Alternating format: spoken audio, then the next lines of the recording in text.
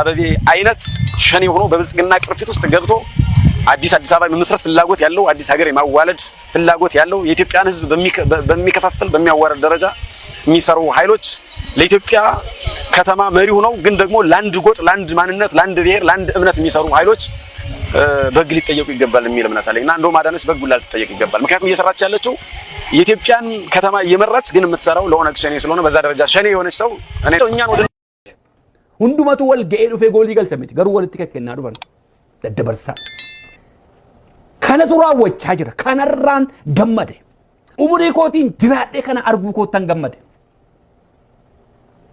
ከነራን ገለቴፈቻ ጅራ ሆጂ አድ አዳነች አቤቤ ኦጀቻ ጅርቱ ከነ አርጌ ሆጂ አም ኦጀተማ ጅሩ ከነ አርጌን ገለቶሚ ጀቹ ዳፊ ዱጉማ አቲ ኦሮሞ ታቴ አፋኒ ኦሮሞ በጋላ ፍንፍንዴ ሚቲ ኦሮሚያ ከሰትዩ ሐሳሙን bara yakate bara cubbute igni baay'een itti dhangalee dhufe har'a afaanni oromoo annuura oromiyaa magaalaa finfinnee mana barumsaa 400 keessatti kennamaa otoo jiru yoo ati ngungumta taate yoo ati kanan galateeffatu taate yoo ati kanarraan gammadu taate rakkoo qabdaa jechuudha.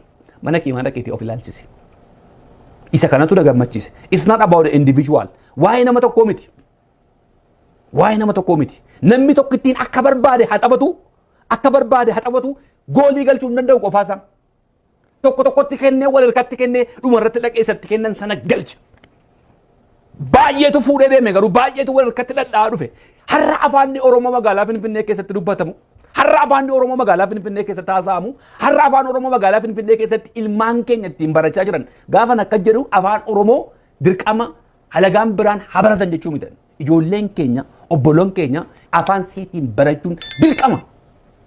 Kanatu ta'aa jira. Mee haasa'e mee adda addaa nechi. ኦሮሚያ መጥቶ አዲስ አበባን እየወረረ ነው። አዲስ አበባ እኮ ከ27 ዓመት በፊት ወይም ከ30 ዓመት በፊት 24000 ሄክታር ካሬ ሜትር ናት። እንደው ለመረጃ ብዬ ነው። 24000 ካሬ ሜትር አለ ፕላኑ መረጃ ነው ማየት ይቻላል። ዛሬ 54000 ደርሳለች። 54000 ደርሳለች። ኦሮሚያ ወደዚህ ወደ አዲስ አበባ ወሮ ነው ወደ 54000 ያደገችው።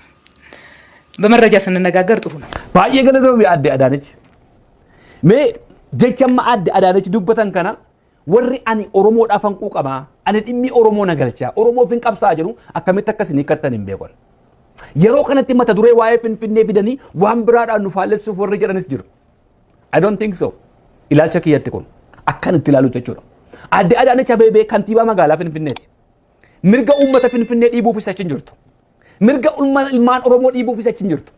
Garuu Oromoon waan isaaf malu argachuu qaba. Magaalaan Finfinnee akka bulchiinsa magaalaa Finfinneettis waan isaaniif malu argachuu qabu. Dirqama kantiibaa magaalaa Finfinnee taatee mirga Oromoo dhiibuun qabdu akka warra kanaan duraatti. Erga jijjiiramni kun dhufee Dr. Abiyyiin kantiibaa lammaffaadha. Injiinar Taakkalee taante. Mee kantiiboota isaan fuuldura turan. Maqaan isaanii maqaa Oromoota baay'een isaanii.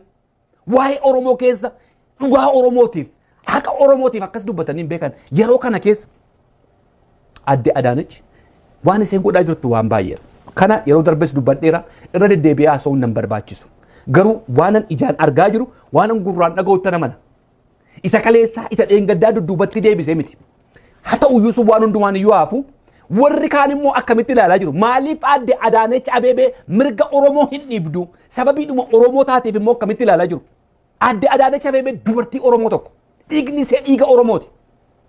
Warri kaan immoo akkamitti ilaalaa jiru.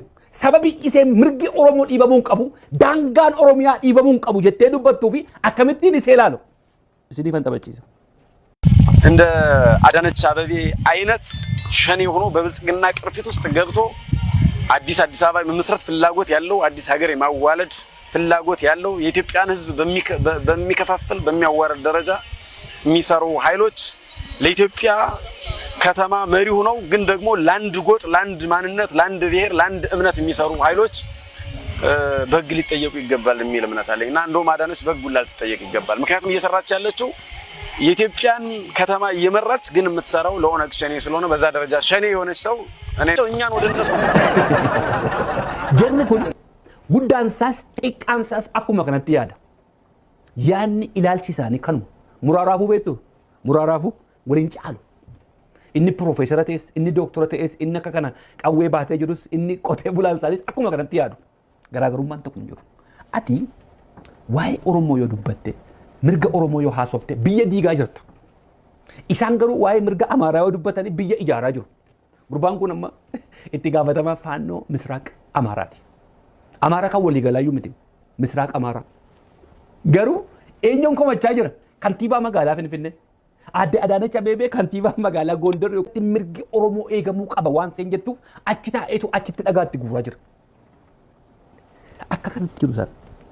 Isaan akka kanatti biyya alaa keessa, biyya keessa, faannoo keessa, mootummaa keessa wal ijaaranis sagalee tokkoon yoo ati waa'ee Oromoo dubbatte Dr. Abiyyiin amma waa'ee gaarummaa Oromoo bor galgala dubbatte Dr. Abiyyiin Onegeedha shaneedhu. Ati waan Oromoo waan gaarii yoo dubbatte hundumaa ati shaneedhu. Mirga Oromoof yoo haasofte ati shaneedhu. Biyya diidda isaan waa'ee Amaaraa dubbatanii biyya diigan kan isaanii biyya ijaara. Walaayittaa taatee waa'ee Walaayittaa yoo dubbatte biyya diidda.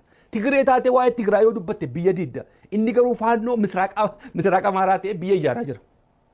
Ana duwwaatu beeka. Karaa koo malee aduun hin baatu. Yeroo isaan akka kana godhaa jiranoo atoo maal goota? Oromoo mee of gaggaafadhaa. Maalan godhaa jira? Afaanni Oromoo yeroo Finfinnee keessatti kennamaa jiru maaliif afaan Oromoo kennama jedhanii kantiibaa irratti akka kana bobba'anii Aadde Adaanech irratti bobba'anii ati akkas ta'uu qabda kasamuu qabdi seeraan dhiyaachuu qabdi gaafa jedhanii anoo namni Oromoo ta'e afaanni koo Finfinnee keessatti naa baratamaa jiru maal gochuun qaba?